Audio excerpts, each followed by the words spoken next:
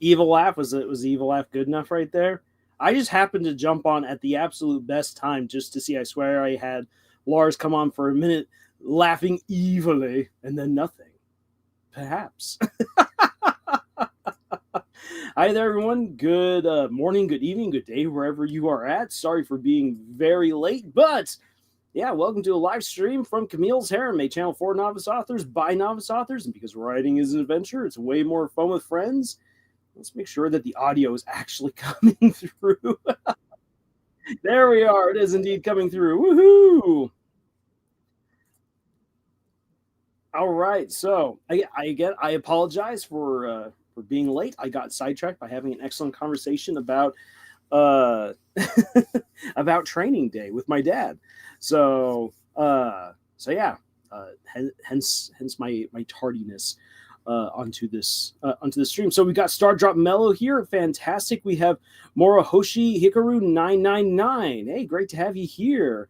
And sadly, Camille is not here. I can try to send the link on out to her, but we hadn't. No one had really planned to join me for this particular week, so I might be flying solo tonight.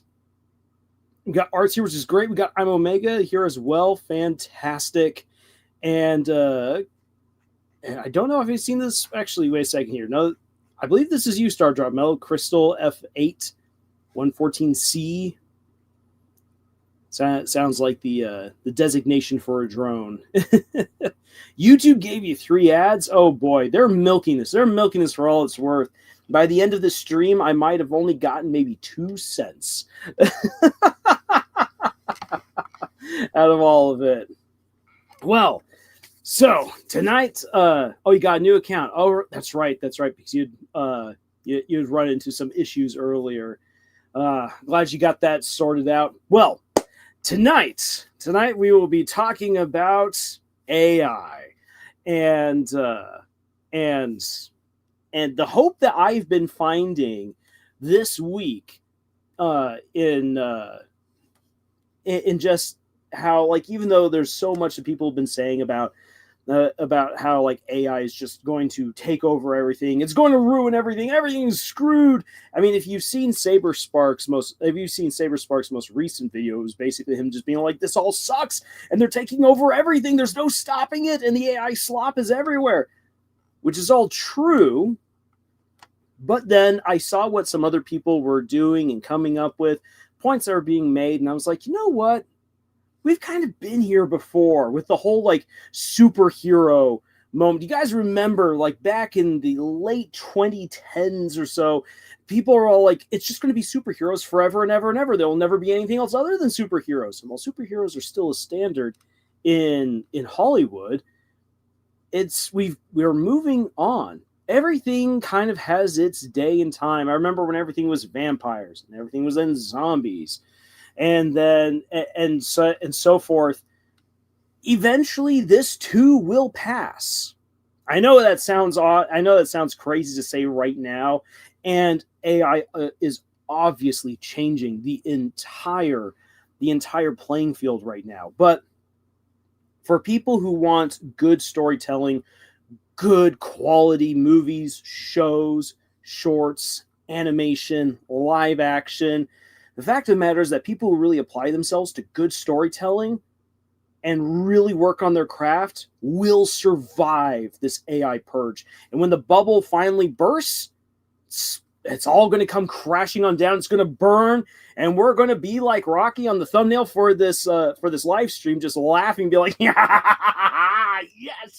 I knew you would come down, and I'm still here. Suck on that, Sora. The trend died in a decade. Yep, all trends eventually come to an end. They get cycled out. Something new comes along, and so I think that we're going to be okay. And that's already one thing that we should take to heart, is that this will pass. And the people who are focusing on improving their craft are going to be the ones who really come out on top in the end. But there's a whole lot more at the same time that I think that we can point out in the meantime, because that's a great, fantastic, optimistic thing to say, Lars, but eventually reality has to hit, right? So let's steep ourselves into some of the reality of right now. Oh, geez, NFTs. Yeah, NFTs are so weird. NFTs are so weird. It's just it's one of those things where it's like, okay, so it's like, yeah, it's like cryptocurrency. It's basically what it's worth, whatever you say it's worth, and everyone else has to buy into that delusion. It's not the same. It's very different from like from classical art, where, to be all honest, art is always going up and down in its value depending on people's tastes at that time. Only the most classical and famous of stuff remains high. Otherwise, art is always fluctuating, which then is a representation of the market and of people's tastes.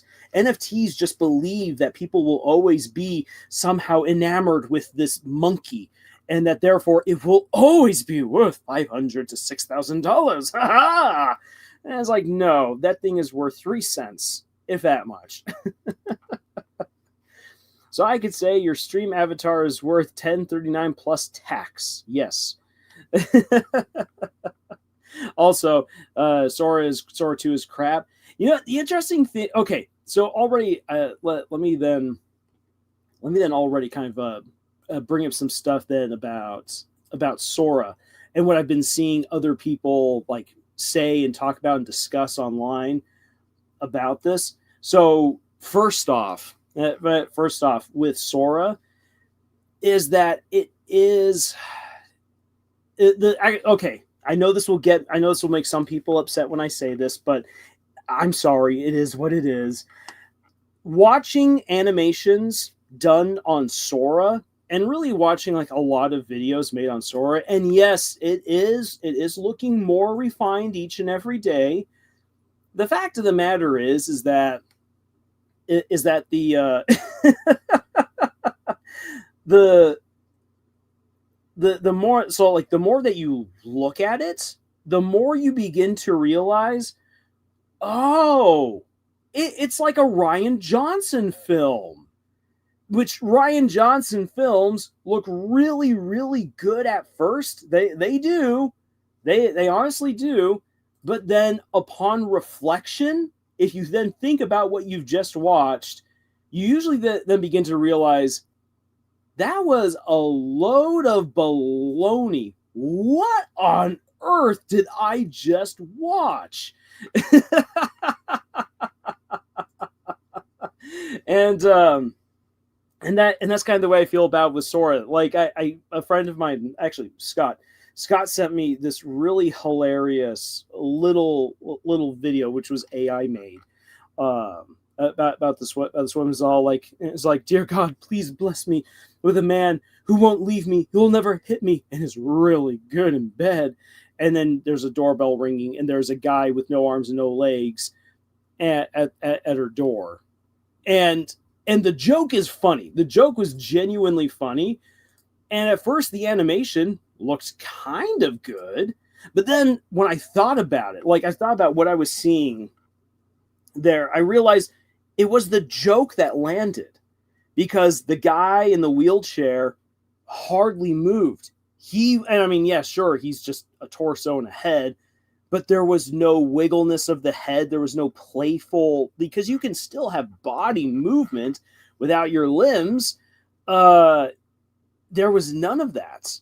It was just a straight up picture with the lips being slightly animated. And this cheap Pixar knockoff is just, yeah, it's just kind of bad. It's not interesting. It's not technically skilled. It's not innovative. It's trying to do something the quickest and easiest way possible while trying to look professional. Effectively, AI is just cutting corners. And the interesting thing is that in its attempt to cut corners, all it's just doing is thieving. It's not being innovative. There are amazing things that have been done in the realms of film and television that where people had to be innovative because they did not have the money, or they just had to get really clever, like Monty Python and the Search for the Holy Grail. The reason why they're going around with coconuts for their horses is because they lost the money to get horses, because they blasted it all in the pre-production. So without any horses, they're like, okay, we have no horses. What do you do? And then one of the greatest jokes of cinema came out, which was the coconuts. And then the baggage guys making horse noises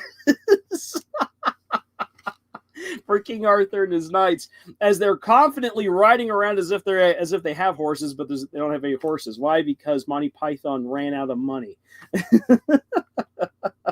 And they were arrested because they went onto a castle property without getting permission to do so.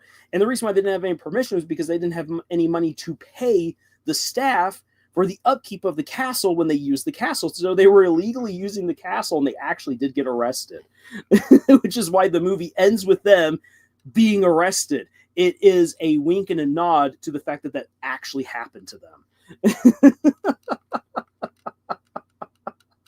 So AI could never come up with that because that's something that's born out of very real experiences, interactions that people have and that people are having because things went wrong. AI thinks it's always doing everything 100% correct 100% of the time because it's made to be that way. It's made to act that way. But where your faults lie, where your limitations lie, where you're figuring that out is where true sparks of ingenuity and creativity come. You got the amazing gamer 111 here. Fantastic. Who says, ain't no AI going to replace the hard work and craftsmanship that goes into creating my beloved cute kitties of Lackadaisy. Yes. And I mean, Glitch has already come out and said that they will never use generative AI for any of their projects, which I mean, where they're going to have to hold themselves to that. But I can see that being the case because artists know not to cut corners. They cut corners. Artists know that the joy is in the journey and that the satisfaction is in the journey, and that you are paying people for their skills, not to steal from them. Then Art says, I don't know. I enjoyed The Last Jedi for what it is. It's not perfect as a movie. It's okay. Nothing will ever top the beauty of 2D animation. It really captures the fantastical. And again, I know that there are people. I was just gonna say, as far as like Rian Johnson movies go, I know there's a lot of people who really enjoy his style. And you know what? I get it. I am not going to be one of those guys who's going to die on the hill of everything that Rian Johnson touches is absolute garbage, because I actually really, really like The Glass Onion. I thought The Glass Onion was a very good movie. Knives Out was an awful movie, and I will die on that hill because Knives Out made no sense. I think I've shared the story of how my sister and I, well, my oldest sister and I, we went to go see the movie, and after it was done, we were all like, "Wow, that was a great movie." Do you remember when Daniel Craig first arrives on the scene? And why was Daniel Craig in this movie? Well, because of that one moment where, but he wasn't needed. Oh, you're right. But wasn't it cool when she? Oh, wait a second. No, that was an awful moment. But you remember the car chase? Oh, wait, that wasn't really needed. And we began just like, oh, this movie was just a lot of, oh, we left the movie so disappointed. We're at like right during the end credits. We're like, this was amazing. And then within 5 minutes, we're like, this was awful. That's the best way. That's the best way I can boil down my experience with Knives Out. It was amazing. Oh, it was awful. Glass Onion, on the other hand, loved it from almost beginning to end. I was in. Glass Onion was great. Why do you need Daniel Craig? Because he's Daniel Craig. Exactly. And we've got Jordan Avant 5153. Great to have you here, Jordan. And MindPython is a great example of creativity done right. Absolutely. An African or European swallow. I don't know that.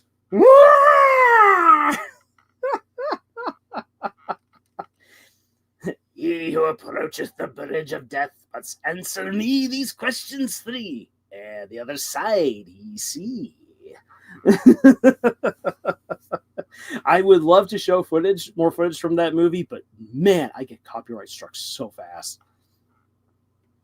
Art says Susie would probably use AI to create a cheat code for a skateboard game. She absolutely would, and it would probably break the game in the process. Oh boy. Now then, so let's. So I said I was going to dive into some examples of just like what this week I was like, you know what, this gives me so much hope against stuff like AI. Let me start off with what I just most recently did a video on, which is what happened to Villainous. But I'll also explain why I think that Villainous is one of those examples of like where, yeah, you know what? People who rely on AI will never get to this point. So allow me to pull up one of those lovely videos. Destroy the heroes in your life. I mean, I'm gonna have to mute it right there, just because since I cut up this one to again avoid copyright strike, it would make absolutely no sense. If you haven't watched the Black Hat shorts, absolutely do it. They are amazing. Serbian Cirno. There we go. Great to have you here, Serbian Cirno. Won't be able to stay in live because I got an exam tomorrow, but came here to boost the late algorithm. Glory to Gondor. Well, Serbia Cirno, thank you so much for being here to boost the algorithm, and truly, glory goes to Gondor. To Gondor! I need Sean Bean to be up on a tower wielding a sword, shouting that. For Gondor! And then everyone else shouting, for Gondor! How do you know so much about swallows? Well, you have to know these things when you're a king, you know?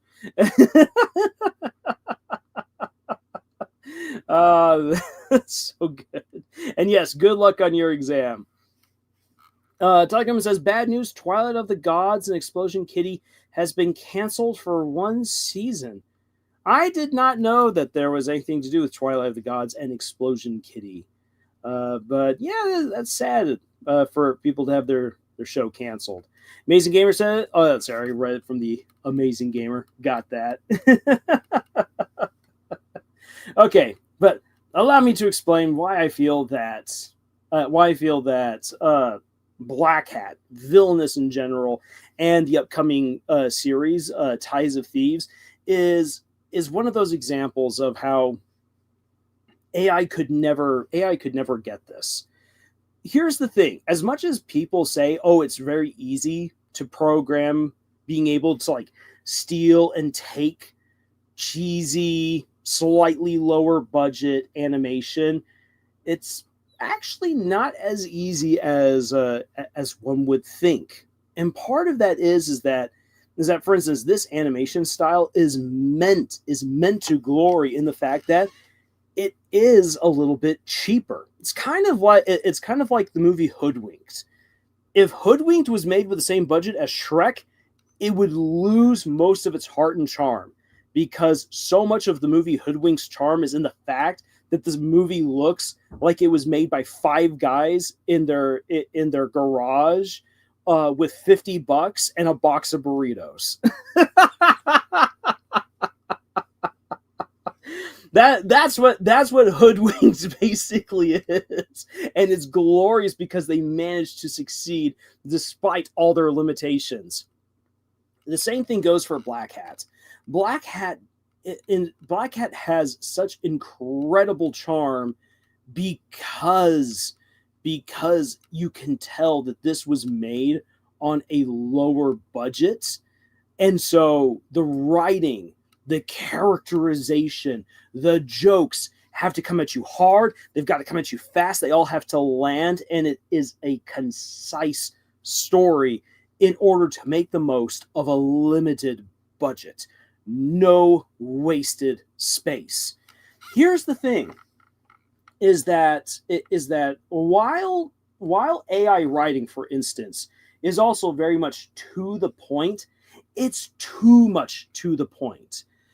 AI is basically like, oh, you need to get from A to Z as quick as possible. Rather than jumping through all the letters of the alphabet, we'll do A, B, D, I, Z. There you go. It's done. It makes sense. And yes, it makes sense, but all of the charm is lost. Most of the understanding is lost. AI says, look, you just needed to get there as absolutely quick as possible. But it's not just simply brevity that makes it strong. Again, it's strong writing. In the case of Black Hat, it's strong characterization, it's strong jokes, quick delivery. And that's something that is learned. If you try to replicate comedy by whatever an algorithm says, it won't work. In large part because comedy is about understanding the people to whom you are communicating. And Black Hat understands that it's speaking to people who live in a world, our world, that is so oversaturated with stories of superheroes and, to a certain extent, supervillains. So what if instead we told a story largely from the perspective of the henchmen who live in this world that is so ridiculously stuffed with superheroes and supervillains, and what are their lives like? And especially for Dr. Flug, who has to be the lead henchman for one of the worst beings in all of existence. But he loves being evil. It's a paycheck, and maybe he also sold his soul in the process. Who knows? And again, that's something that with the way it's delivered, with the way it's written, with the way this is explored, again, you could not get this with AI. Because if you told AI, I want you to make fun of modern day comics and modern day superhero storytelling, it would instead focus on how can I make fun of Superman, Batman, and Captain America. All of that's thrown out the window. You get all of the hilarity thrown at DC Comics and at Marvel Comics by extent based on the interactions that these villains have, but it's its own self-contained world with its own heroes and villains who are very different from anything else, combined as well with a certain amount of Mexican culture in the mix, because it's originally a Mexican cartoon. And yeah, AI would not pick up on any of those nuances unless you told it. And here's the thing, you have to still have the person put into AI, here's all the things I want you to do with it. And if you're going to put in that much effort to elaborate on a massive, distinct prompt to even try to begin replicating Black Hat, you might as well just sit down and actually create from scratch your own show at that point. And Lars puts it right. You can't just simply replicate that. Because, yeah, writing comes from the heart. So, yeah, again, being able to work on the video that I did recently about Villainous, what's happened to it, it is such a shame that Warner Brothers has shelved this show in favor of just all the other stuff that they hope will somehow make them $1 billion. And they're leaving good money on the table, and they're leaving some really great creators out there in the wind who they can't capitalize now on, because Alan Turiel is going indie, and he's probably going to do a better job as an indie creator than as someone who's just twiddling his thumbs over at Cartoon Network, waiting for them to let him back in through the door. So So yeah, Warner Brothers has just absolutely lost out on this, and there's no other way to put it. Shame on you, Warner Brothers. And let me just take this moment again to say, if you haven't watched my most recent video, I highly recommend that you do, and share it out with other people, not just simply because it boosts the algorithm, but honestly because I feel like it's a part of a conversation that needs to be had. People who pay attention to David Zaslav and Warner Brothers mostly are just all like, David Zaslav, he hates cartoons, or David Zaslav, he is like the best thing since sliced bread. You will never come across something as good as him ever again. He's the true mogul of Hollywood, going up against all those wokies and making money. And in the video, I break down. It's like, actually, yeah, true. He's making money. He's turned things around for Warner Brothers, but he's a house flipper. His whole thing is to try to make Warner Brothers look good as quickly as possible, so that way he can sell it and then run off to the bank and not worry about the fact that Warner Brothers is actually still kind of on the precipice for potentially falling apart, because they still have $38 billion in debt. The Harry Potter remake might not land as well as they had hoped, and they have yet to produce another billion-dollar movie. So, yeah. People tend to forget that, and he's trying to get out as soon as possible. It's why, if you've looked at the news where it's like, someone like Netflix might buy up Warner Brothers, Paramount might buy up Warner Brothers, even Disney might try to buy up Warner Brothers. Who knows? All of this talk is because David Zaslav needs to sell Warner Brothers as fast as possible before his scheme starts falling apart. And I feel like that's something that is not being chatted about enough online. Superman only made a little bit more than $600 million. And here's the thing, $600 million is fantastic. I'm not going to shoot at that at all. And I enjoyed Superman 2025. Holy cow. Fun movie. Went to go see it twice. I want to show it to more people. But that doesn't take away from the fact that they were expecting $1 billion to come in. $1 billion didn't come in. With the budget they had, making over $600 million meant that they either broke even or just barely made a profit. That is not good enough for a company that still hasn't yet gotten a hold of how to make a good budget for any movie. And again, David Zaslav, who is a house flipper, and if you know anything about house flippers, they're all just about trying to make it look all fixed up before they sell it. This means that there's still issues. And so that doesn't take away from the fact that Superman 2025, in my opinion, was a great movie. And also that doesn't mean that there can't be great movies still made by James Gunn for the DC universe. I really want to see them. But from Hollywood's perspective, this was a failure. And because in their minds this was a failure, they're going to treat it and other movies that come afterwards as potential risks. And they're just going to interfere, and it's going to become even more of a mess. Oh, yikes. Now it says, but those movies have such high budgets. If we were talking $100 million as a budget, it would be fine. Exactly. And meanwhile, you've got indie creators who are all like, what? What do you mean you got 100? They got like $100,000 to work with. Now I wish I had $100,000 to work with. Which is again why Glitch Productions is such a fantastic business model. Which I don't know. Like, has anyone been checking up on Knights of Guinevere? I mean, as far as I've seen, I don't think we've gotten any confirmation about the show being greenlit. And like I said, I was expecting that by the end of this month, the end of November, that we would get news that's been greenlit. We got 9 more days to go. There's still a possibility that'll happen this month. But what I've noticed is that the view count for the show has not really been going much of anywhere. That in their most recent merch promotionals, they've really been pushing Guinevere because they're trying to get the money through merch sales to support greenlighting all of Knights of Guinevere. They want to make it. I don't see Glitch Productions dropping it if they can help it.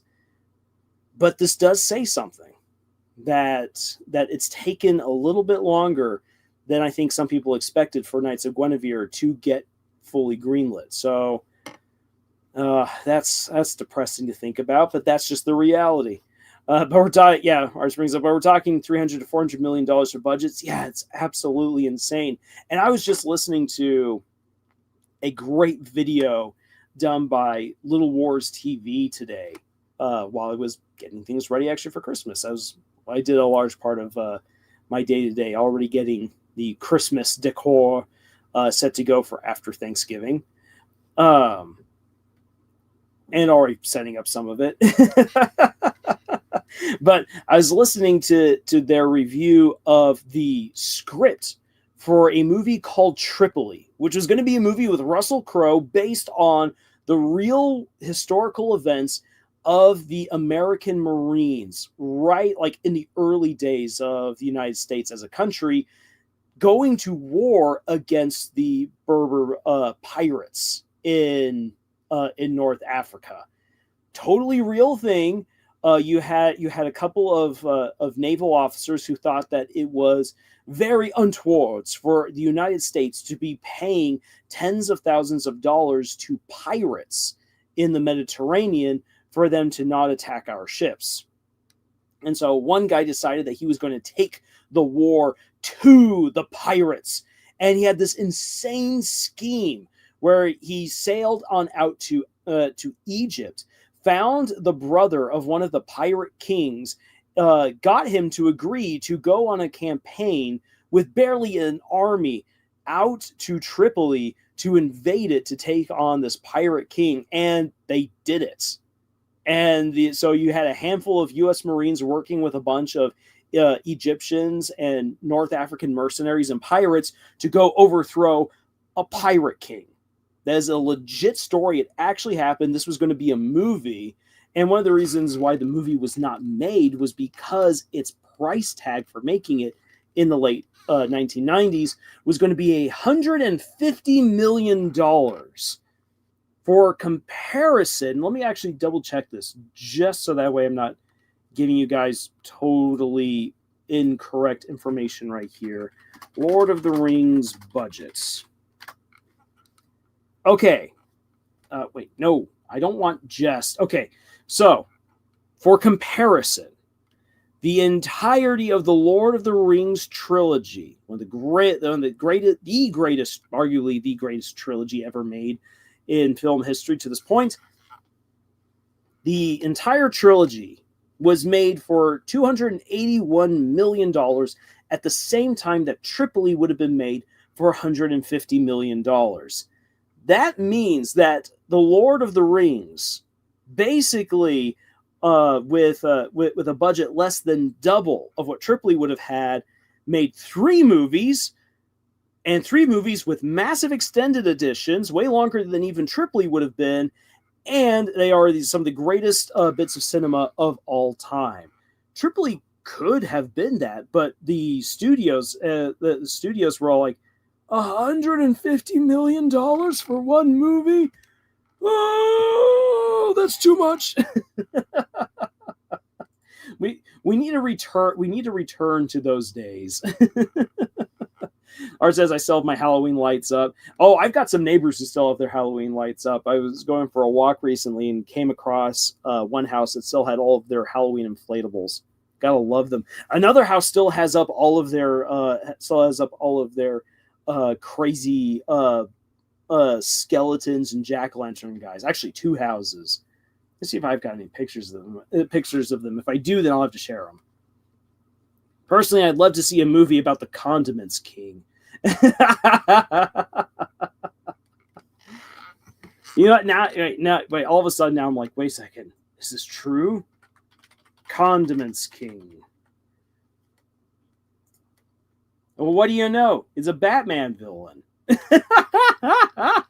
I'd watch a movie about Condiment King as well. Oh my gosh. That's absolutely fantastic. But yeah, oh my, you know what? I would love to see a movie about the early American Marines taking the fight taking the fight to a bunch of Mediterranean pirates. That would be super super cool. And again, talking about AI, I don't know if people who, because again, AI would never come up with this on its own. AI cannot think for its own. AI does not come up with any of these ideas. People have to put these ideas into the AI machine. People who rely on AI to be creative are probably, I'll be honest, not smart enough, not connected enough, not informed enough to know that there's this epic story of a handful of American Marines going to war against North African pirates, a pirate king, and just the insane adventure that they all went on. I don't think I don't think that's something that anyone who relies on AI would ever come up with that. And then if they're like, okay, AI, make this for me, it would be nowhere near as great as actually having the real Russell Crowe playing as the leader of the American Marines, the early American Marines. So they would still speak with a British accent. Pass me the ketchup, Batman. I love it. Anyways, okay. So we've had villainous now going on here for a little bit. Let me then share with you another thing that gives me hope as far as the AI bubble is concerned, and that is the popularity of role-playing games, role-playing podcasts, and the shows and the movies that have been inspired by that. I just started watching the first season for the Mighty Nine. Love it. The Mighty Nine is what got me into Critical Role. Those are my favorite characters that Critical Role has made. Great campaign. And so much of that campaign is built on just the genuine relationships that all of those voice actors have with each other, their friendships, and the way that they're able to play off of each other. Again, AI can't do that because AI speaks to you. It thinks what you want to hear.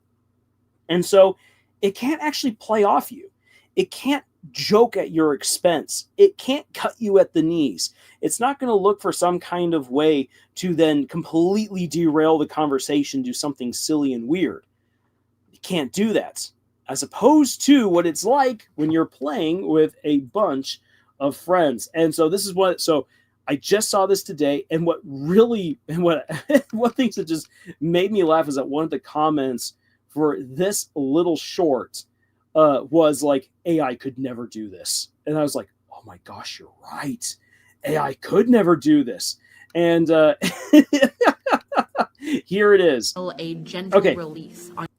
Okay, so I need to quickly preface what we're about to see here. So Critical Role's great. There's another group, Legends of Avantris, a group of theater kids and buddies who play various RPGs, and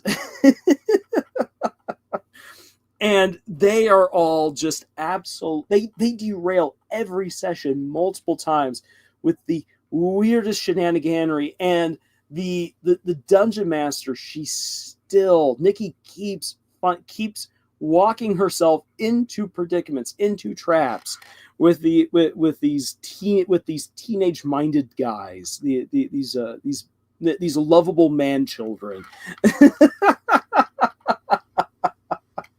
And the interaction that I'm about to play for you is one of those moments where, again, AI could not come up with this. And a person who's relying on AI to be funny, to write a scene, would also never come up with this, because I guarantee someone who relies on AI to do their writing and to steal other people's animated work would never be in a situation where they would have had this kind of conversation.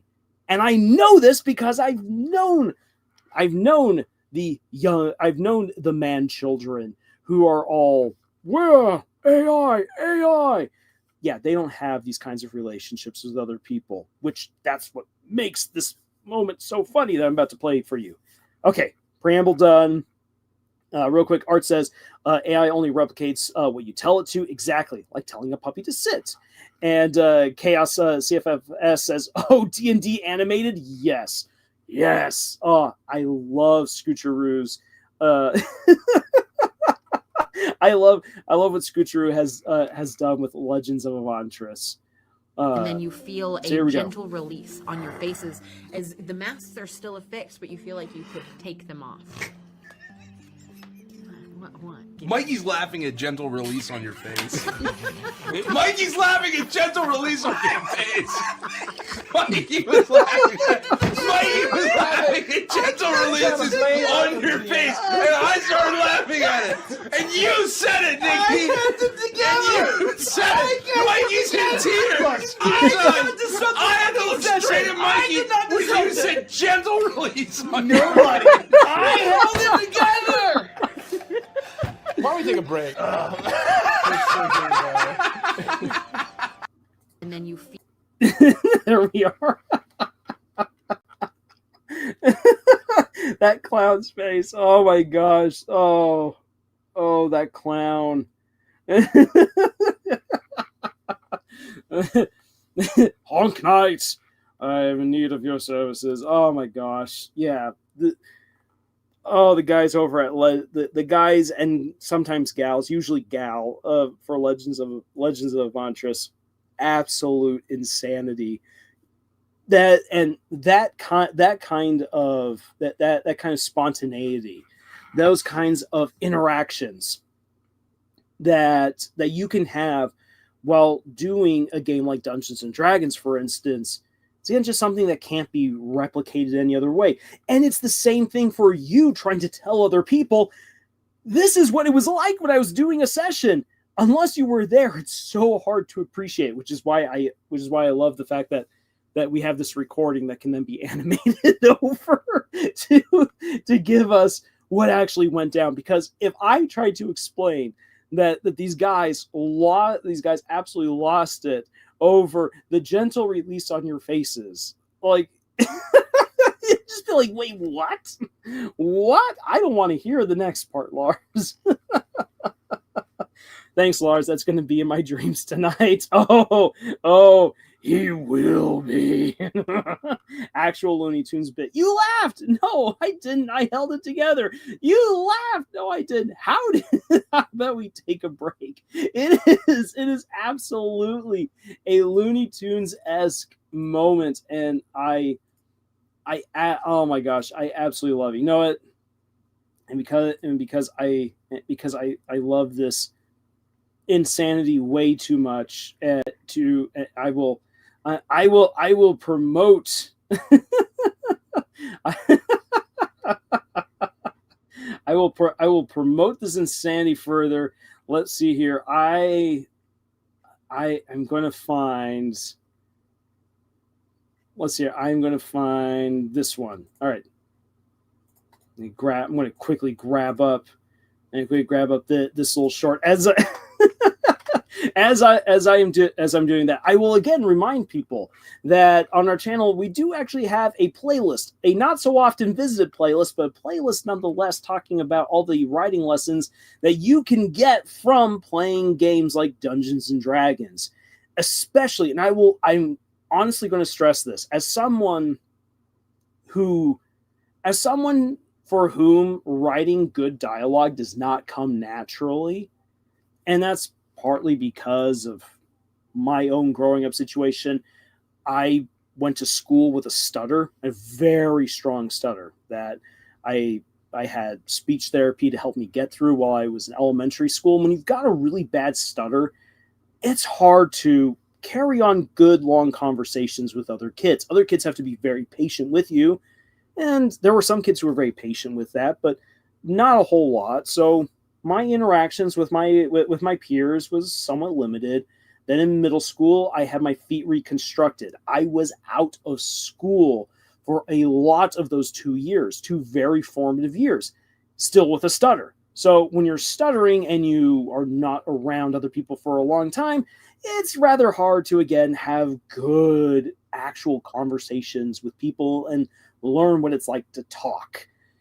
So when high school rolls around and I have much better control of my stutter, I want to talk to everyone and I talk over everyone. And so no one wants to talk to me. So I got very used to talking to myself.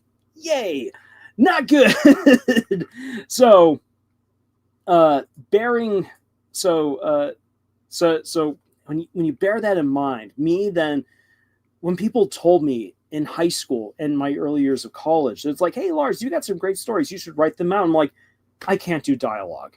That was because me, Lars, speaking to other people in real life was difficult. I still had a lot of growing up to do. It wasn't until I was in my mid-20s that I finally felt very comfortable holding all kinds of conversations with different people. Because I finally, after so many years, figured out the nuances of speech, how to act around other people, how to not talk over people, controlling my stutter to the best of my ability, all of that. And so unless you have those good speech skills, it's difficult to write good dialogue. Even if you do know how to talk to other people, it's still hard to write good dialogue.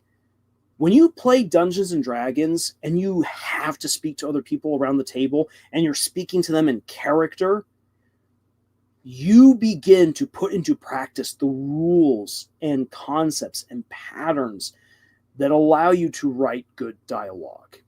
And I'll be honest, sometimes as I'm writing out dialogue, if I get stuck somewhere, sometimes D&D really helps. Or like I'll have a little blip, a little memory. I'm like, oh, this would actually work really well because I once had this experience at the table. So if you find yourself struggling with writing dialogue, I highly recommend playing an RPG, a tabletop RPG with other people, because you will learn how different characters interact, because you will be in character, they'll be in character. You'll be able to see it. You can start learning from it. You can pattern on it. You can pattern some of your own dialogue moments and your own stories off of that.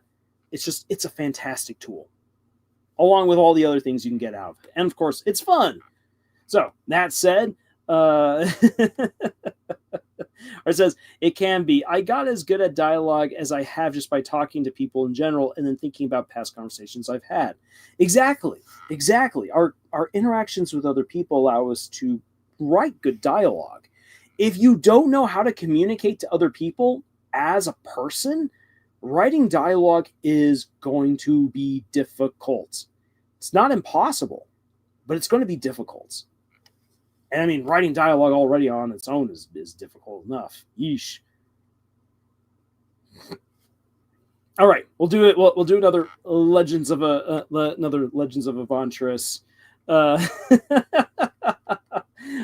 bit here, and then we'll move on to the next thing that helps to bring me hope against the onslaught of AI. Do you eat, Peggy? Oh, like 7? Can you make a constitution saving throw? 4. Drugs hit you, and it is really good. Oh, look at that. Look at all those little mice in the carpet. What are you talking about? Are they your Mice in family? the carpet. Stevie, what mice in the carpet are you talking about? This is totally improv moment.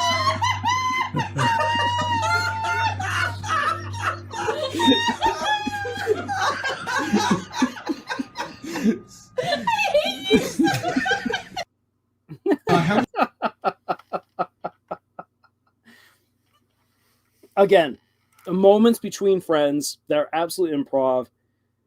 You can't have AI replicate that. I mean, you could feed it. You could feed AI all of this stuff from Legends of Avantris and be like, okay, have an improv moment, and it would be absolute gobbledygook, and it would not feel real to anyone, especially the moment that you say this is AI generated. People are like, oh, now it makes sense. If I thought it was funny before, it's not funny now, because immediately it's like over explaining a joke to a person. The moment that people know that something is AI made and AI generated, whatever charm it might have had just flew out the window, and it ain't coming back. Or it says, working in a call center has so helped me in my writing career as I've been exposed to many different characters over time. Oh, that would definitely help. Older folks, family members concerned about their sickly parents, people wanting money, wrong numbers.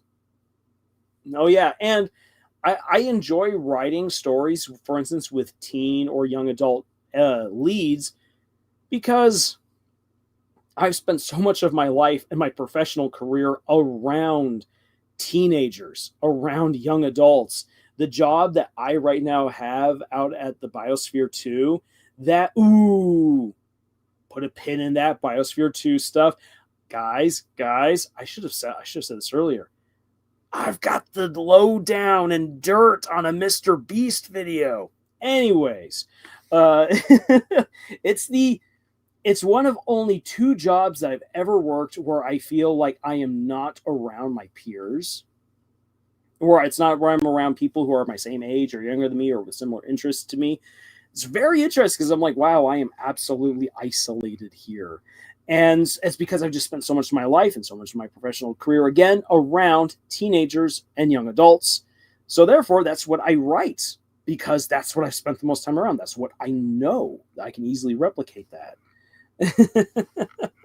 What drugs have I done? Oh, yeah, deviled eggs. What kind of deviled eggs are out there? Yeah, no, again, AI would not know how to make a moment. Again, just watching this, AI literally on its own could not create this. And again, anyone who would use AI's prompts to try to make this would very likely have never had an experience like this at a game table where they would be able to recreate it because they experience it and know it personally. Drugs hit you, and it is really good. Oh, look at that. Look at all those little mice in the carpet. What are you talking about? Are they your Mice in family? the carpet? Scooby, what mice in the carpet are you talking about?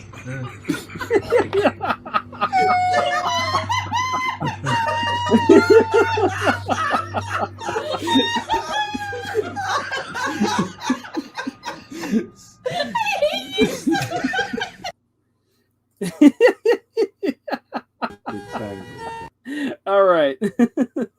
Avanch's pure gremlin energy and Scooter's pure exaggeration just feels like it's made to be together. It absolutely is. Oh, I love it so much. Okay, so I said I put a pin in the random raccoon. Yes, he's so random having the random raccoon in there, but oh my gosh, he's the lone crazy voice of reason. I'll find another one. I'll find another one to show to you guys later, because Booker the raccoon is just absolutely great. The one voice of reason, and just everyone around him is absolutely insane. Okay, but so let me actually come back to what I said. To what I said, like I'll put a pin in this, guys. Earlier this week, at Biosphere 2, I got to help out, and I'll put this very loosely because I only had really 2 interactions with Mr. Beast's crew, and neither did I get to see Jimmy himself, Mr. Jimmy. But I actually got to see behind the scenes of the making of a Mr. Beast video. And I can tell you this, I have so much to say. Just from what little I saw, I was like, oh my gosh, what are you people doing? So Mr. Beast, when it came on over to Biosphere 2 to make a video that's either going to be a part of a series of videos, or it's either going to be its own designated video about the efforts that we as a human race are right now putting in to be ready to terraform other planets in order to colonize places like Mars. And so we had, at the Biosphere, we had to get everything ready for him to show up to do his whole thing. This, as one of my coworkers put it, it was overproduced. There was at least 30 people brought onto the site who didn't need to be there. We had maybe 2 different teams of security. We had his entire PR team. I don't know why these people were out there. Why was the PR team out there? You don't need 4 to 5 people to snap a bunch of pictures. You just need 1 or 2 of them. Also, those people did almost nothing while they were there. The cameramen just kind of hung around, be like, okay, where do you want us to stand and to shoot? I felt bad for the producer because the producer was kind of running around like a chicken with his head cut off, trying to wrangle these 30 plus people and make sense of everything while Mr. Beast was late to the scene. And it was very clear that they did not know how they were going to shoot their various sequences. There was no real communication between the earlier team that had come to scout the area out and all the people who came afterwards. It was an absolute mess. So let me tell you something that any good video producer and director will do, or what they should do. Before you even begin shooting, you write up a script.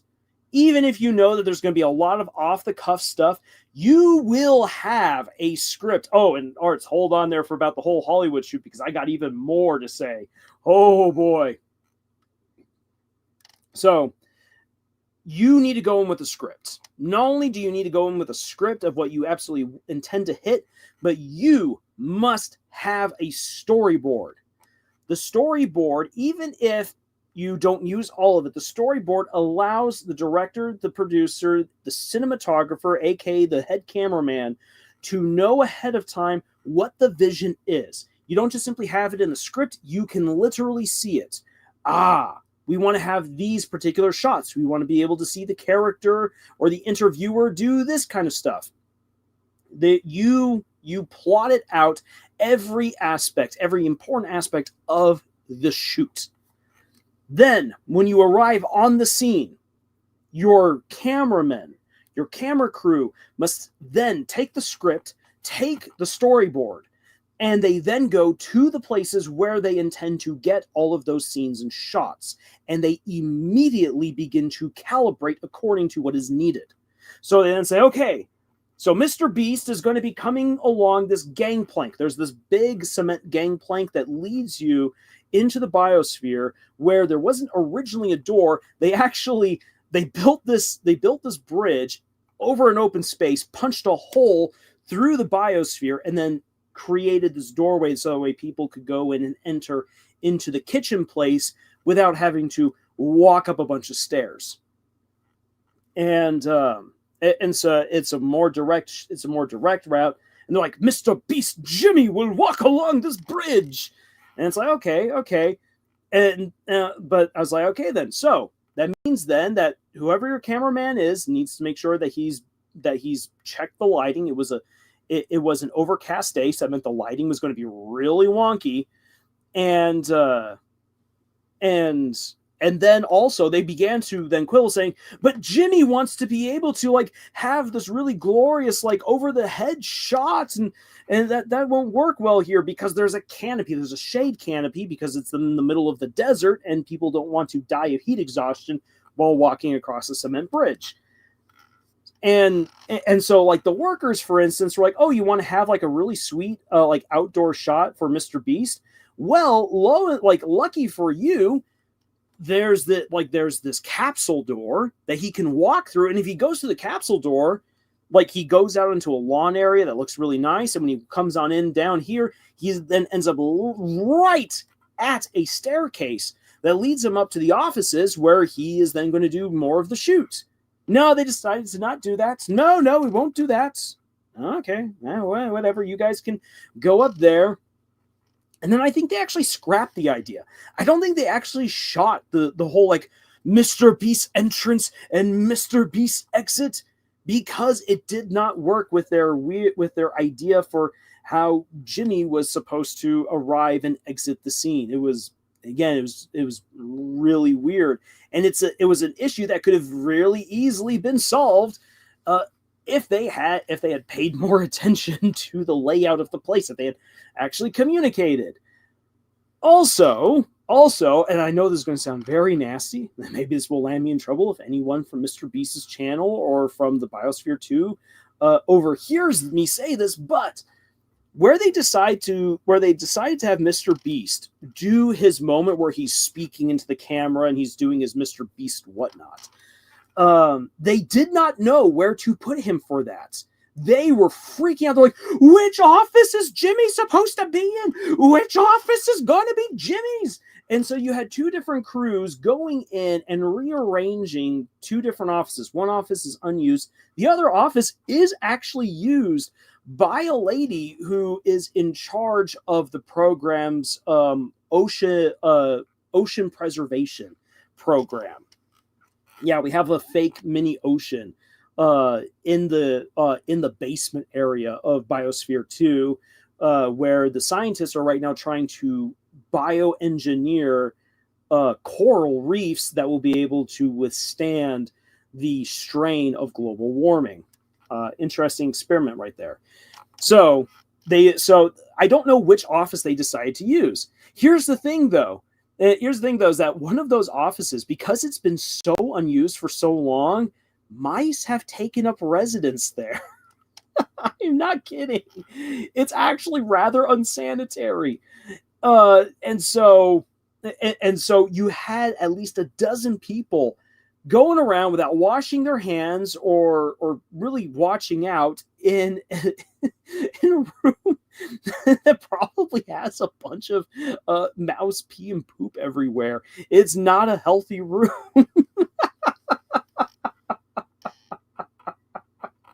And I was like, oh no, did anyone tell them? Did anyone send the cleaning crew in ahead of time to check this place out? And as it turns out, like, the people at the Biosphere did not realize that those offices were going to be used by Mr. Beast. So there had been no work ahead of time to prep for this. And again, I don't know which one they chose, because in the end I was like, I have been around productions before and I know when things are hectic. This is hectic. You've got 30 people here who don't seem to know what's going on. Communication doesn't seem to be very good. If I hang out just to see Mr. Beast, I'm going to get in the way. So, like, no, I'm not going to get involved. So, like, at the height of pandemonium was when I went back to my office area, and I was all like, I'm just doing stuff. Everyone else can handle the weirdness for today. I've already done my thing. I will say this. Mr. Beast's producer who was on site is a guy named Zach. I don't know Zach personally. I'll just say this: very professional, very cordial character. I had to interact with him twice to give him support, trying to find out where one of their people went missing, and also to make sure that his crew could get onto a special account for it to access our Wi-Fi, because they were having a really, really hard time connecting with the Wi-Fi, because Biosphere 2 is out in the middle of the desert. It is secluded. It was meant to be secluded in the first place. So Wi-Fi connection out there is really, really sucks unless you have a special account. So I had to help them get onto the special account, and I had to help them figure out where one of their people had gone missing on the property. So those are my two interactions with Zach. Now then, to come back around to, it sounds like a Hollywood shoot. One of the things about modern day Hollywood shoots is how much money is spent on catering. Too much money is spent on catering. And yes, I know people need to eat, and that's a very important thing. But you do not need to overspend on food that people aren't going to eat. The next day, someone came back on Tuesday, back to work. These people had like a feast that they had left out. They had left out this big Mexican feast that they hadn't even eaten half of it. And it's not just mice in the Biosphere 2. There's also a lot of cockroaches. The cockroach infestation actually goes back to the original experiment at Biosphere 2, where 6 scientists were sealed in the biosphere with no contact with the outside world. The experiment was to see if they could create a living community with no outside resources And literally, when I say no outside resources, that means no outside oxygen either. They had to they had to subsist on the oxygen that would be provided by the plants in the building. So, like, basically, what if you were on Mars? Could you survive on Mars with no contact with the outside? The answer is yes, but you don't want to go through it. These people, all of them lost like anywhere between 50 to 60 pounds of weight. They were sleep deprived. They were oxygen deprived. By the time that they got out 2 years later, they were actually going insane. So it's like, oh, that's not good. But during this experiment, again, no contact with the outside world, a cockroach or two got into the facility. And without any outside poisons to get rid of them, these cockroaches became a menace, and they formed a colony that took over parts of the biosphere. It's so much so that, like, every day, in order to feed some of the animals in this compound, they actually swept up hordes of cockroaches and would then feed them to the animals to try to get rid of them. Is just, yeah, real. This is real stuff that happened. So the cockroach problem still to this day has not been entirely alleviated. They're there. But the cockroaches know they're going to get smashed and poisoned every time that they come out. So, because they're cockroaches, they're awful and smart somehow. Well, Mr. Beast's crew left such a mess and so much food behind that the horde came out. There were roaches everywhere in the open. And so it was a stomping fest. Like, oh, look, cockroaches, bomb, bomb, bomb, bomb, just smashing them. It's like, okay, yep, we're going to deal with this. Oh, it was so bad. Also, someone on Mr. Beast's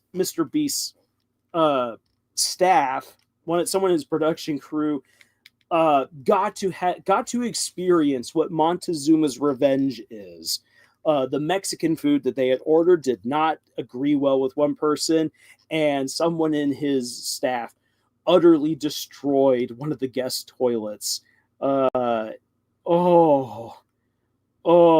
was some bad diarrhea that I found when I got back to work the next day. I was like, what the heck? What the heck? Please clean up after yourself, sir or ma'am.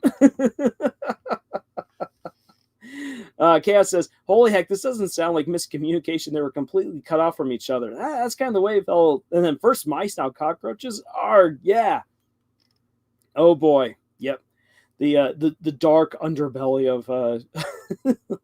of Biosphere 2. But yeah, so that was my experience being on the fringes of a Mr. Beast production. Oh, geez, reminds me one time I had to clean a toilet when I worked in a grocery store and someone left feces everywhere. Oh no. I can envision that so well. I myself never had to deal with something quite that bad in terms of fecal matter while working as a custodian. But my absolute worst experience was when working for the city of Flagstaff.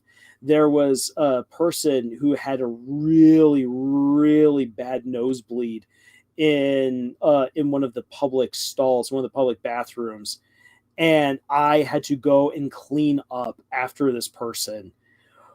Oh boy! Oh, that was so nasty. It was so bad.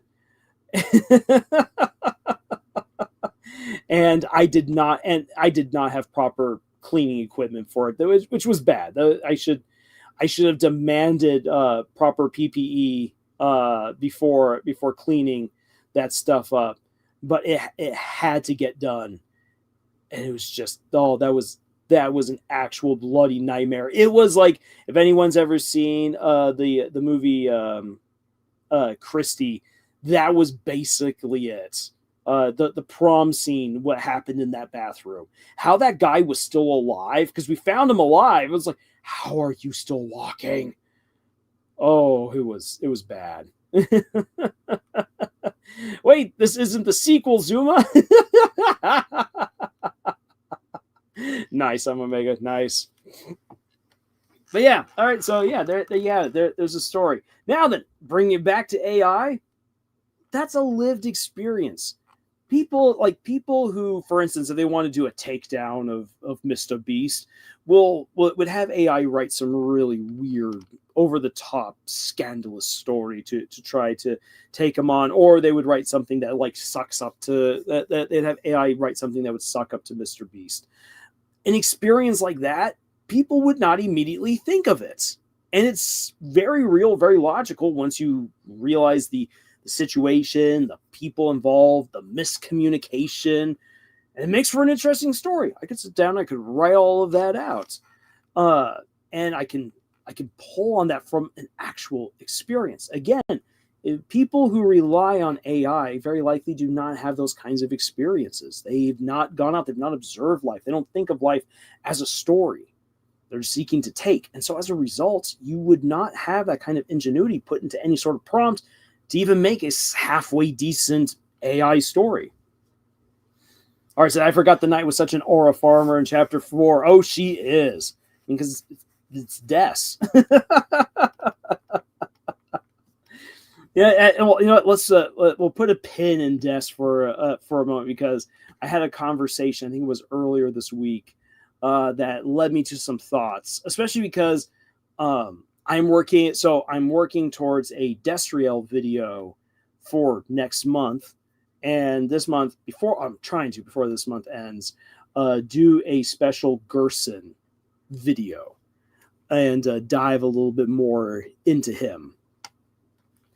And so, in any case, coming back around to another thing that gives me hope as far as the world of AI goes, this game Deltarune. We know, thanks to Toby Fox's own explanation of what led him to make this. It was a dream. And this is something that he's been working on for years at this point. He was not a big-time composer beforehand, writing so many songs. He was not a game maker. A lot of this stuff he learned from Undertale to Deltarune, experimenting, trying things out, failing, coming back at it again. His recent posts online have been about how he's handed his work on over to other people. He's getting feedback, and he's then, after his beta readers and his beta players have had their chance to go through Deltarune Chapter 5, he's got to take that feedback and then incorporate it into the story, and do it in such a way that continues to preserve his vision for what he wants Deltarune to be, what he knows it needs to be, while at the same time doing the corrections and suggestions that will make his story better. And again, that's something that someone who creates with AI would be unable to do. And again, the reason why I say that is because when AI creates anything, it thinks it's doing it right the first time. It's doing its absolute best the first time, and it doesn't realize that it's done anything wrong unless you tell it. Now, most people who make stuff with AI, when they share with other people, they're not looking for critique on how to make something better.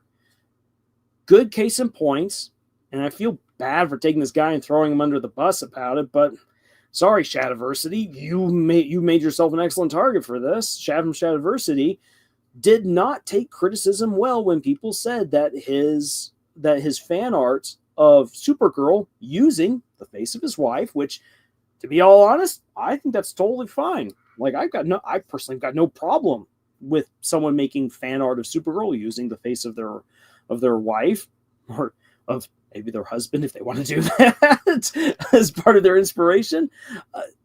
Say that's absolutely fine. And if it's just something that he wanted to make with AI to give to his wife alone as like a gift, that's sweet. That's sweet enough. I'm not going to get too upset about that. But what was upsetting was that when he decided to share his work with other people, the artistic community showed up. Shad likes to say that he's a good artist. Well, artists are saying, then why are you using AI if you're such a good artist? Couldn't you have done this yourself? And so Shad then retorted with like, I will show you in a grand video all the work I put into this. And so he did. So he did the work. I've watched his video without other people's commentary. I watched his video. And I saw what he was doing, and I understand, okay, he had so many iterations, and he took the different iterations that AI pumped out, and then he would add his own enhancements onto it. And he was like, see, I've done it so well, and I understand body proportion. I am not a great artist. I am not. But that doesn't mean I don't have eyes. I can see, and I can judge. And I live with a family of artists. All four of my sisters are incredible artists. They are artistically different, very different styles from each other and different mediums. One of my sisters, she doesn't draw, but she's a brilliant photographer. And so from all four of them, I have learned and seen the different artistic styles that can be employed, the importance of shading, lighting, proportion, setting, angle, all of that.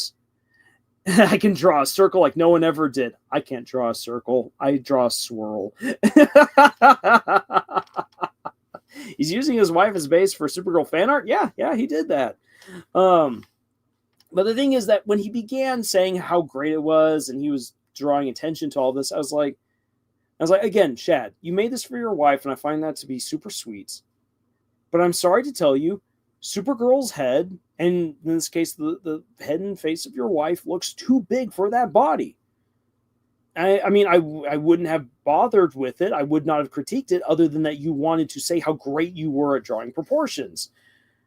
So, there it is. And then when people are all like, you also got the lighting wrong. I didn't get the lighting wrong. Like, how can she be both backlit by the sun and then have the full sun in her face where she's just beaming and you have got sun rays glinting off of the Supergirl symbol? The lighting is unrealistic. And again, if you didn't draw attention to it by trying to say how great you were, I don't think most people would have cared. But here's the thing, is that even in his own video, it shows that AI does not take critique. It does not realize it's done anything wrong. Any of the things that were fixed were things that he fixed himself based on his own knowledge. And based on his own knowledge, he did a fair enough job. But he thought it was great. And the moment that he offered it up to other artists to see what he had done, other artists came in and said, look, AI situation aside, the proportions are wrong. The lighting is wrong. The angle is kind of a little bit strange. And all this other stuff. And he was like, no, it's great. It's great. You just don't realize. Coming back then to Toby Fox. Toby Fox, maybe behind the scenes, he is whining and complaining to his friends and his coworkers about their criticism. Maybe he is. Maybe Toby's like that. I don't know. But the fact of the matter is that Toby is still handing off his game to people to playtest, to criticize, and they're giving him their feedback. And that feedback is being put back into the game. Otherwise, we would have Chapter 5 today. But we don't, because it is continuously being edited and improved in order to deliver the best chapter and story and playing experience that Toby can give based on his skill. A real storyteller, a real artist understands this. That you try to do your absolute best and you present the best that you can at that moment. As your skill improves, as you gain more experience, you put more effort into your story and you realize more where the issues are. And the interesting thing is that as you become more experienced, you become more proficient. So it doesn't take you as long to make something really great as it did when you first got started. But the hours of time isn't necessarily the best indicator. And I had to learn this the hard way with my first book. Just because I've got 13 drafts of a book doesn't mean that I put 13 drafts worth of real hard work into that book. If anything, I've maybe put 3 or 4 drafts worth of hard work into the book, and it shows. I mean, yeah, sure, it was my first big novel, but it still shows. That's a first-time novel. It's littered with mistakes. It's embarrassing, but you know what? I've learned. I've been growing from that, and I'm getting not only more confident in my own skill, but I'm able to recognize even better when I've made mistakes, and I'm learning to be more humble to ask people for help when I need it. And that's very, very important as a creator, it's not only to gain experience and skill and become more proficient, but to also be humble enough to know when you need help. And that's something that AI creators, I have not seen that from them. I have not seen from any AI creator someone who genuinely reaches out to other people and asks, how can I improve? I have not seen that.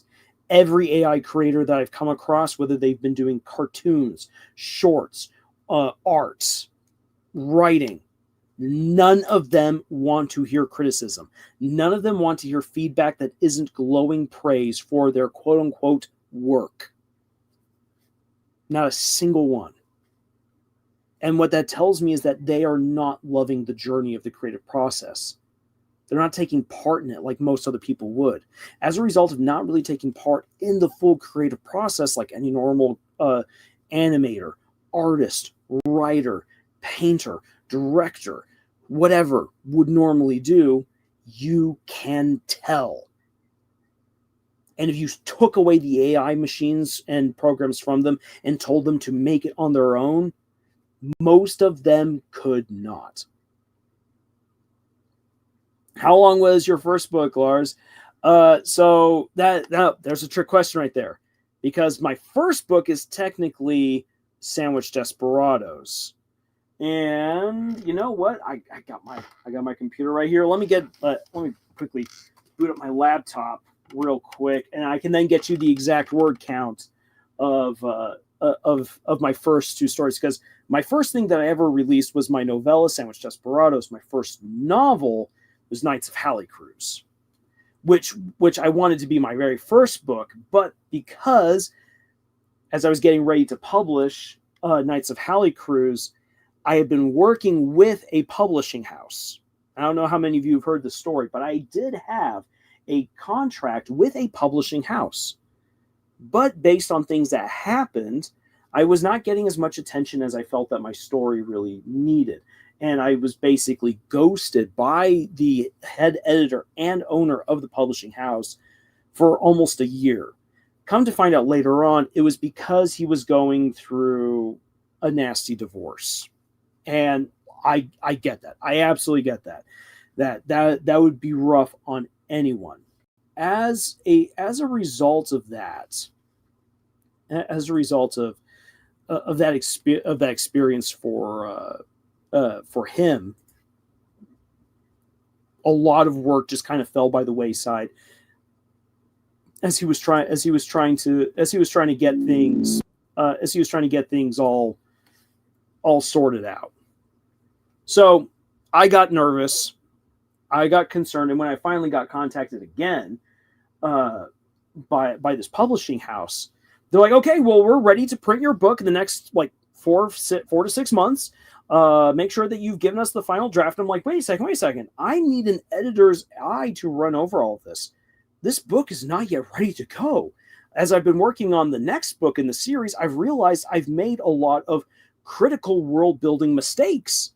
And so I've been going back trying to fix all of that and make sure that everything is correct for when I then release the second book. So that way there's continuity. That way I don't break my own lore. And the response I got was no, we need your book now. And that's up to you. I'm like, but wait a second, you're supposed to provide me with the editing. That was part of the deal behind me signing up a contract with you. So when it became clear that my book not a real big priority for this company because of stuff that had been going on. I was like, okay, you know what? I want the best for this book. And even though I truly do understand that the best way for my book to succeed is with a publishing agency like your own, I don't see my story as really fitting here anymore. I don't think this is going to work out. So I exited the contract because my book hadn't been published yet. I didn't have to worry about doing any sort of payback.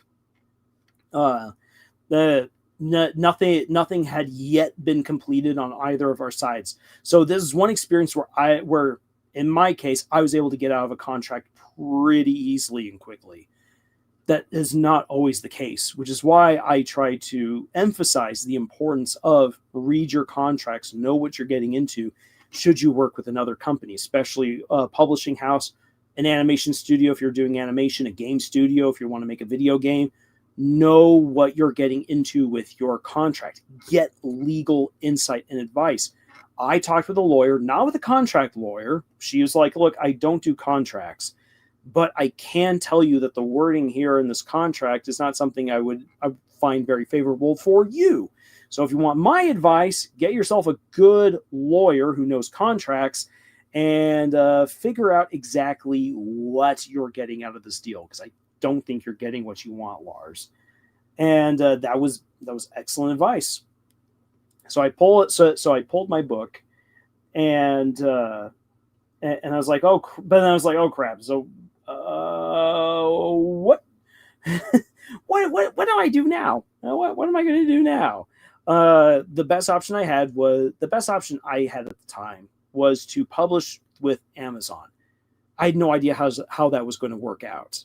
So I decided, before I get mired in the difficulties of self-publishing with a book that I really cared about, I might as well start off with a story that I really didn't care about that much, which then led to Sandwich Desperados, which I just kind of wrote for the fun of it, and then just threw on out there. It was a novella. It was written really quick, and I was like, okay, yeah, well, let's just experience what this is going to be like before really making a decision whether or not I want to publish again with Amazon. And so, yeah, that's how Sandwich Desperados was born and became my very first published book. It was my guinea pig. All right, so Sandwich Desperados is not a true novella in the sense. It's more of a very light novel. It's got over 50,000 words to it. So not a true novella. I call it a novella because it's almost got no real story to it. Whatever. It's got 115 pages for you to read, and I think Amazon is now, despite my best efforts, selling it for free. You can go and you can check it out. It is my best rated book. I do not know why. I'll put it right here. Sandwich Desperados. All right. Now then, let me quickly pull up then my book, Knights of Halicruz. I go to Realms of Imagination, Legend of the Ten Lords, book 1. Okay. Final draft. Get the word count. Come on, upload it. I know you can. I know it's a big book, computer. It is a big book. It is a huge book. All right. The very first book in the series is over 242,000 words. So that is the size of the very first book in the series, and they just keep getting bigger from there. If you guys are interested, I can pull up the the word counts for the other books thus far. Whoa, wow, that was a late night call from Tucson, nonetheless. Oh my, what does the city of Tucson want from me? They want my money. This is what they want. They want my fortune. They want all $10 of it. Yeah, I know, the phone cameo. It's always dangerous to have the landline on hand for streams, but I hold on to my landline because you never know when it'll come in handy when the aliens invade. I have learned from War of the Worlds. All right.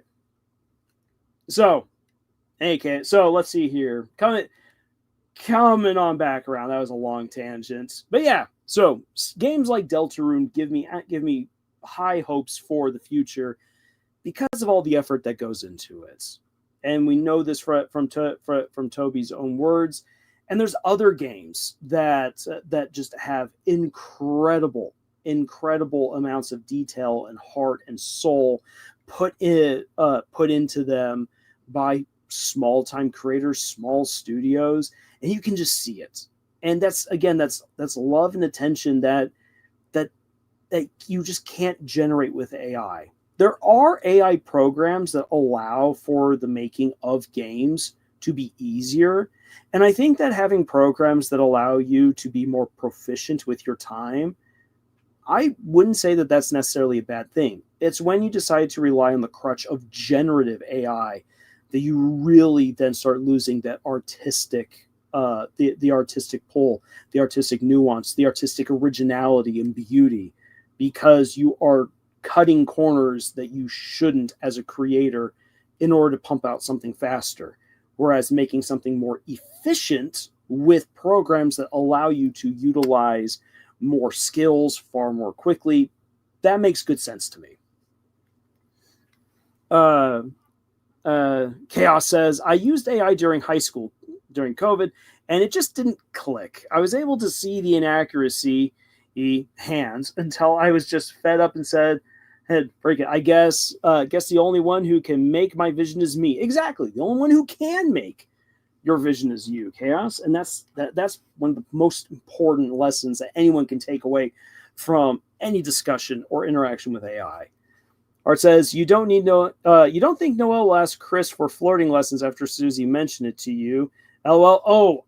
I do think that Noelle will ask for flirting lessons. So let me so come back around to some of my thoughts on Deltarune that I've had recently. So thinking about chapter 5, I'll share with you guys my current working theory for what's going to happen at the festival. Someone's heart is going to get broken. It absolutely will be. The question is, how will it get broken? And chances are it's going to be Noelle, except for in the case of the weird routes. In the weird route, Susie is getting her heart broken. Now then, as far as the normal route goes, and then it's easy enough to figure out how I think the weird route will turn out. So in the normal routes, you will have a choice based on your interactions with the characters and everything else that's happened. You'll have a chance to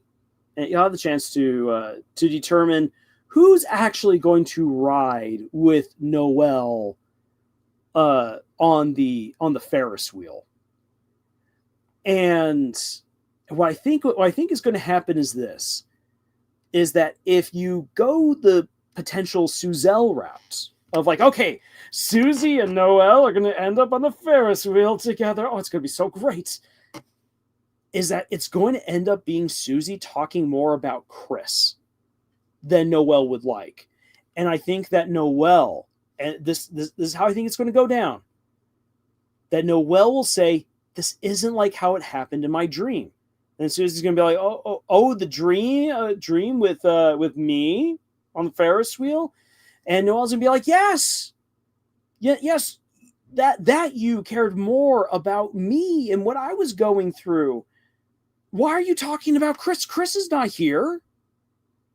what's up with you and Chris? I see you and them together all the time. I think it's going to kind of just be like a moment where like Noelle just out of disbelief is like, why are you talking about Chris? This is supposed to be our moment.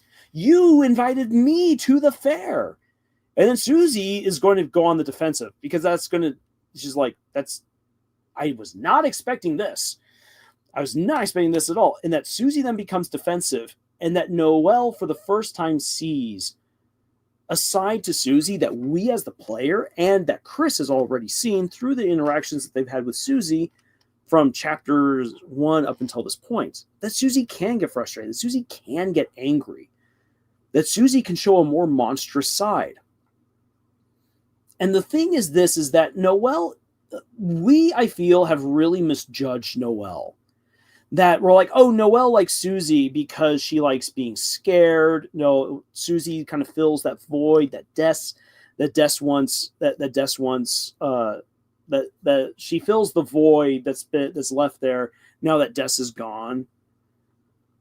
And I think all of that is correct to a certain degree, but there's a certain mindset that's very alluring for the bad girl or the bad boy.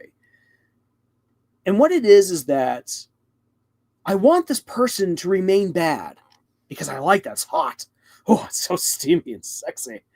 But the bad girl or the bad boy will change for me. There's something about me that they just find so irresistible.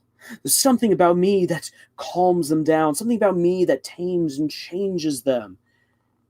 And that Noelle, I think, to a certain extent, might believe that Susie is different around her. And there's always been some evidence for this, especially in the earlier chapters, where Noelle drops that I think Susie's actually different. Contrary to what we learned from Noelle's blog posts about how Susie has treated Chris. The bullying, the anger, the viciousness. But Noelle's like, I see a different side to her. It's a fantasy. Noelle sees a side to Susie that she wants for herself. This calmer, gentler side. Noelle, to a certain extent, is jealous of Chris. Because Chris has spent more time with Susie. Susie is more open with Chris. Susie spent more time with Chris. Oh, wow. And depending, again, on how you play the game, maybe you didn't go straight to the Holiday Manor, but when you had some lunch and left Noelle alone, depending on how you played it. Noelle feels like the odd one out. Noelle desperately wants to have a more friendly, more open romantic relationship with Susie. And it's not necessarily with Susie as we, the characters, and Chris know her, but rather with an idealized version of Susie that Noelle has envisioned.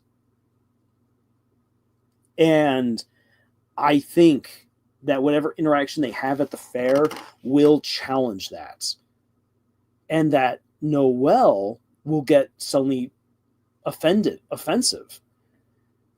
And Susie will not react well to that. As a result, Noelle is going to feel like I got broken up with. It's like, I didn't even know we were out on a date exactly. Or whatever it is. But this interaction will hurt Noelle. Noelle will withdraw. Noelle will feel heartbroken. Because of that interaction with Susie. Now, because you do have choices, I believe that you can also choose to have Chris ride with Noelle outside the weird routes. And in that case, Noelle will be disappointed. Noelle will be very disappointed about it. But be all like, okay, well, like, are you just going to shake the ride again like you did when we were kids?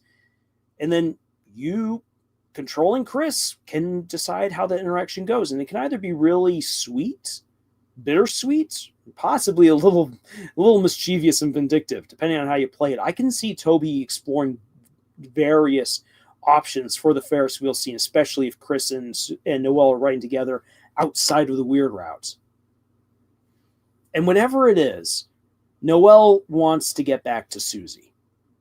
But when they get down to the bottom of the ride, she's going to see Susie with someone else. She's going to see Susie either talking to Birdley because Birdley's making his move. Maybe Susie is talking and arguing with Caddy because Caddy's really jealous that Susie is together with Noelle at the fair. And it's going to cause a misunderstanding. And that Noelle is going to just misunderstand the whole situation and feel heartbroken by what's going on, thinking again that Susie's not really here for her, totally misunderstanding everything that led up to that moment back in chapter 4. And so again, Noelle will leave feeling heartbroken. And so in either of those cases, I mean, this can get played out different ways. It's by no means am I envisioning exactly what Toby has in mind, but just thinking about how we've got the field burning with jealousy. Jealousy is going to be a big part of this upcoming chapter. And one of the greatest examples that we know of that's coming up is Noelle and Susie. And that the situation is set up perfectly for a jealous misunderstanding. I think that's how it's going to play out. Now then, within the Snowgrave routes, we know if you play the Snowgrave route in chapter 4, Susie feels very left out because you spend all your time with Noelle at the Holiday Manor, and rather than with her. If you then go to the fair with Noelle, the thing is that Susie has wanted to go to the fair with a friend. And whether this is romantic or platonic, Susie's best friend is Chris by the end of chapter 4. It's very, very clear that that's the case. And if Chris in the Weird Route is together with Noelle, and whatever happens on that Ferris wheel, especially if it's the Weird Route, it's going to get uncomfortable. It's going to get weird. When Chris and Noelle come down from whatever adventures they have together up there at the top of that Ferris wheel, Susie is going to feel like she's lost her best friend. Like she's lost Chris. And that will lead to the jealousy, to the heartbreak. It'll be very interesting to see what goes from there, because honestly, I don't know. I have a better idea for what could happen as far as heartbreak and jealousy goes with the normal routes. So that's right now my current working theory there. Anyways, catching up with some of the stuff you guys have said. The Weird Route, expect to have a lot of messed up crap. Oh, absolutely. You don't think Noelle will ask Chris for flirting lessons? Coming back to that. Yeah, no, I think in any normal circumstance, Noelle would absolutely ask Chris for some flirting lessons. It'll be Chris and Noelle either routes. The way it goes will change depending on the route. And I can absolutely see that. We know that there is so much baggage between those two characters that needs to be resolved. And Noelle wants to resolve, but Noelle wants to leave it behind by focusing on Susie. But I don't think that is really going to be an option afforded to her, even if she does get to ride with Susie. Because I think that just, again, the history with Chris will somehow sabotage the perceived date that she's going to have with Susie at the fair. I totally stole $5 from Azzy. Steal the money, as he will understand. I just gotta say, kudos to Chris for so long not stealing Azriel's money. Just gotta say. Noelle, why won't you let me fix you? Susie, I never asked to be fixed, Noelle. Don't know when you saw me. It just doesn't exist. Boom. Chaos. I love it. Absolute cinema right there. That's good dialogue. Oh, that'd be heartbreaking dialogue too. Art says, what did I ever do to you, huh? Is there a way of sticking the knife further in my back, huh, Chris? Yeah. Star Trek Mouse says, good heavens, I'm drawing on my phone in an hour. My hands are tired. Ooh, boy. Oh, boy. Yeah, it would be tiring. Art says, whatever do you hunt? This is your way. Okay, just a repeat of that. Ed Mimic is here. Woohoo! Great to have you on, Mimic. Hello there, Mr. Lars and friends. Happy November. It's been quite a hot minute. Long time no see, y'all. Yeah, it's great to have you back on. Also, with that being said, just because next week is Thanksgiving and I intend to spend time with my family, there will be no live stream next week. But I do hope to get in a couple of live streams before Christmas time and New Year's, just because I know that'll be fun to do. You also got to kind of juggle that around Sankt Nikolaustag and everything. And maybe next time if I do a Sankt Nikolaustag stream, it doesn't get taken down like the last one was. Showing you guys the sights and scenes of the inner city of Nuremberg at the Christkind Fest. The Weihnachtsmarkt. Anyways, actually coming around to what I was going to say earlier about Deltarune, one of the things I've been thinking about actually comes back around to Des, that character Des aura farming, Des the Knight. So I was asked.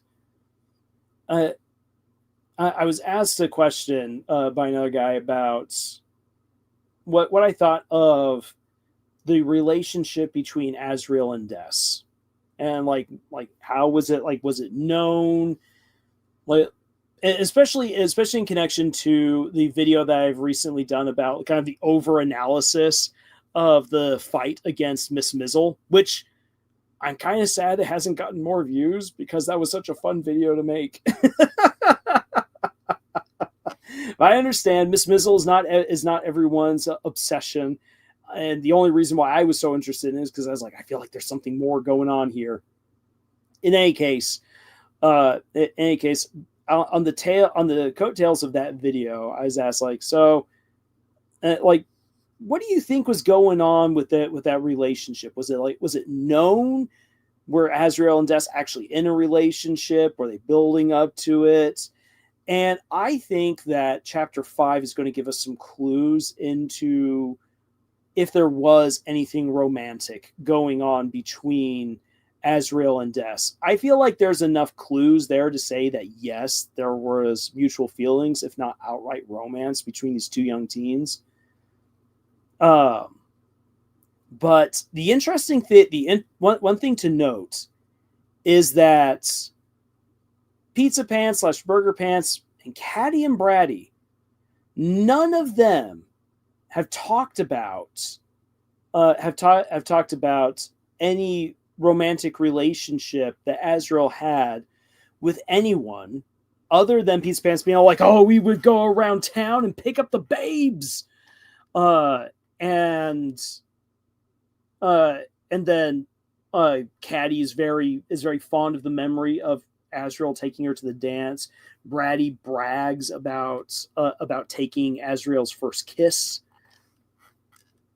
and so with those kinds of revelations about Azrael's past, it makes it sound as though Azrael was never actually in a relationship with another person that the people of the town knew about.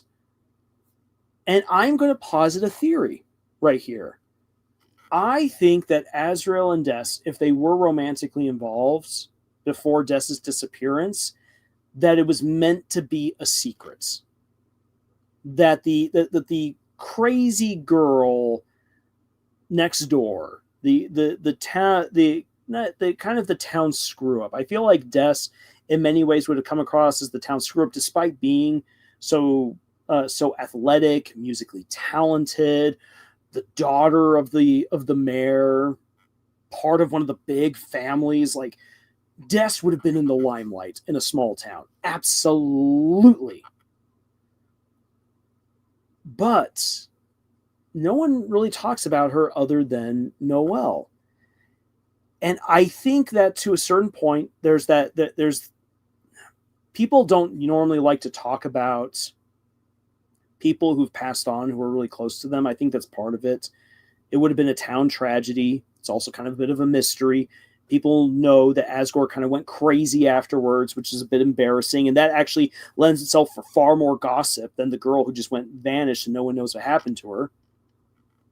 But I think that characters like Caddy, Bratty, and Pizza Pants would have gleefully talked about Des and Azrael's relationship if they knew about it.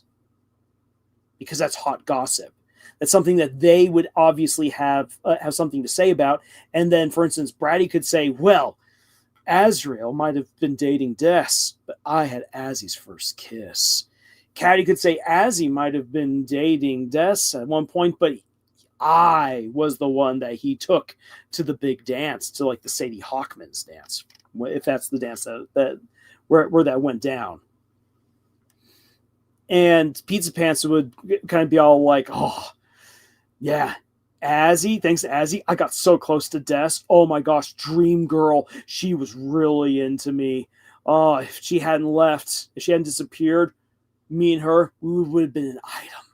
But you know what? I can't think such thoughts because, Pizzarina. I feel like those would be kind of the interactions that you would have in a small town environment. But we're not getting those. So to come back around, I think ultimately to say that I think that whatever kind of romantic relationship might have been going on between Des and Azrael, that it was kept on the down low. That people weren't supposed to know about it. And that maybe the only one who would have been privy to that knowledge would have been Chris. Because Chris was so close to Des and Chris was so close to Azrael. That would right now be my working theory about that. Then Art says, I do find the relationship between the two, Azzy and Des, a good reverse parallel to Chris and Susie, where Chris is Des and Susie turns out to be more like Azzy than we know. And I like that. I like that comparison. I think that's a good one to make. And then Moog says, Azzy, kawaii desu ne? Des, nani? Fantastic. Art says, Des does not come across as someone that Toriel would approve of as being together with Azzy. And you know what? I can agree with that. I think that Toriel... So, this is what here's something... So, I'm going to throw this on out here. A little bit more spice that I can't back up yet. I think Chapter 5 will reveal... Well, it might reveal some details into this. I don't think that Toriel got together so well with the holidays as Tenna remembered. And the reason why I say that is because Rudy is Asgore's best friend. Now, Rudy and Toriel knew each other back in college, and they got along together. They're friends, and we can see that they're still friendly with each other in Chapter 5. But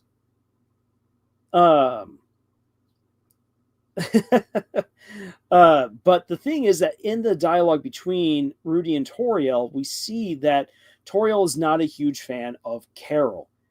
And I think that that's probably something that's been going on for a while now, especially because of the way that Asgore speaks about Carol later on in the same chapter. It's like, no, like, she's a bit much, but, you know, you can get used to her. And Rudy as well stands up for his wife. I think that Toriel probably did not get along so well with Carol. I think that Toriel liked Noelle because Noelle would be the more soft-spoken and polite child. And I think that Des would definitely have been, as the loud, brash troublemaker in town, that she might not have liked Des quite so much, or at least would have liked the idea of Des getting together with Azrael. And the interesting thing, so Art's bring this up, Tori was quite the party girl, and we get to see her partying again at the end of Chapter 4. This is something that is so characteristic in stories of parents and even in real life. Parents do one thing. Parents learn from those experiences as teenagers and as young adults. And when they then see their kids in a similar situation, they're all like, look, I know what happened to me. I don't want that to happen to you. So the answer is no. It's like, but you got to do it. Why can't I? Because I was an idiot. Well, let me be an idiot then. Now then, and that's more of like a surface level approach as far as how Toriel might have approached Des. She might have absolutely loved Des because Toriel really does care about the kids in hometown. So maybe it would have been like, you know what? I love Des to pieces, but I really, really don't want one of my kids marrying into the Holiday family. There might have been something else to it. Because I'm just going to say this. They, like, whether it's weird route or normal route, Carol wants Chris together with Noelle. That to me feels very obvious. I mean, maybe I'm totally off in my interpretation, but it seems to me like Carol to a certain degree is playing matchmaker, and it's like multi-tiered level matchmaker because of whatever plan she's got for trying to bring Des back. But I think the way that I look at it is that Carol's all like, yeah, I don't mind having one of my kids marry into the Dreamer family. I think that would be a great idea. And the heir is gone, so now you got to rely on the spare. It's like, well, Des, I actually would have loved for you to get together with Azzy. I think that would have been a great idea. But now that Des is gone, Noelle, I need you to spend time with Chris. I need you to reignite that lovely friendship that you once had. Oh, that's not working out? Well, you know what? Chris, you and I are confederates in our plan. So how about you spend more time with Noelle? Not only for the plan's sake, but I think this is going to work out really well, you know? Ha-ha, wink, wink, nudge, nudge. And Chris is like, I'm already dealing with a player controlling my body and a lot of my movements. I would like to actually be able to make my own choices of who I spend time with, who I've got romantic feelings for. It's probably what's going on behind the scenes. Art says, yeah, it's a good call. Carol doesn't bother the voice changer when she calls Chris at night to tell them she's excited to be with Chris she's excited for Noelle to be with them at the festival. Yes, exactly. Yeah, it's interesting. Very, very interesting to see what's going on right there. I think that chapter 5 is going to reveal a lot about the dynamic between the Dreamers and the Holidays. I believe a lot of it does come back to the parents. And one of the things that, and something I'm going to talk about a bit more when I do my Gerson video, is that history is so very important to Deltarune in general. And Gerson, as the resident historian, has all this information. Interestingly, he shares so very little of it with Chris, or with Susie, or with Ralsei, or with the player. And I think the reason why he's done that is actually to preserve what little autonomy we have. Because knowledge can be a burden. Knowledge can be shackles. Knowledge might poison how we might choose to go forward. And I believe that is exemplified quite well in his dialogue in the battle between him and Susie. In any case, though, history is important. Because history provides us the proper context to understand what's happening in the present. We know so little of what's actually happening right now. As of chapter 4 of Deltarune, we really are left in the dark in so many ways. And what we are missing is we're missing the history. If we had the history, it would line up things so well. So, I think that chapter 5 is going to delve more into that history. Probably won't give us all the answers that we want. Probably give us still even more questions. But I think that's the key that we're missing. We're missing the context. We're missing the historical context of what led us to this point. And so much of that comes back around to the dynamic between the Holidays and the Dreamers.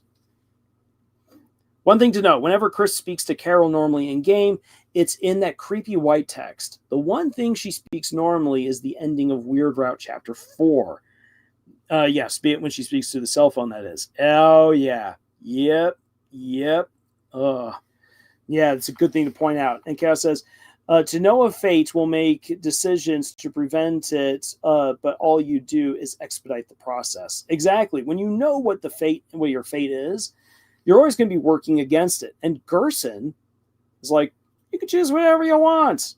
And his whole thing with the prophecy is like, you don't need to listen to it. But the problem is that by the prophecy being there, we already dictate our choices based off the prophecy. Gerson's like, if you want to be truly free, you have to choose what you want to do because you want to do it.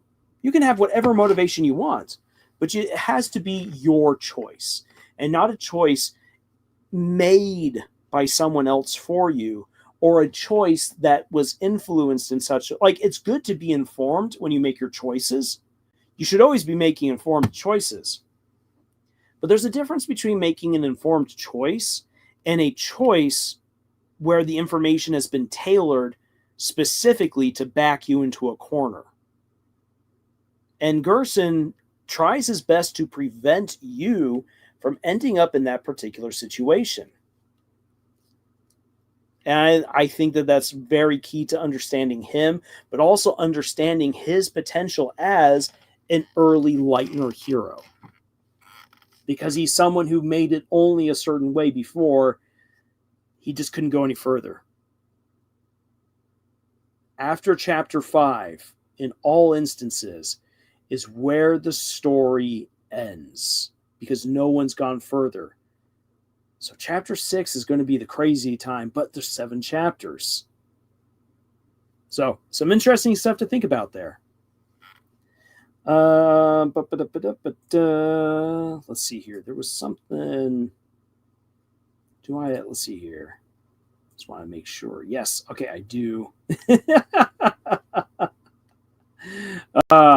There's two other.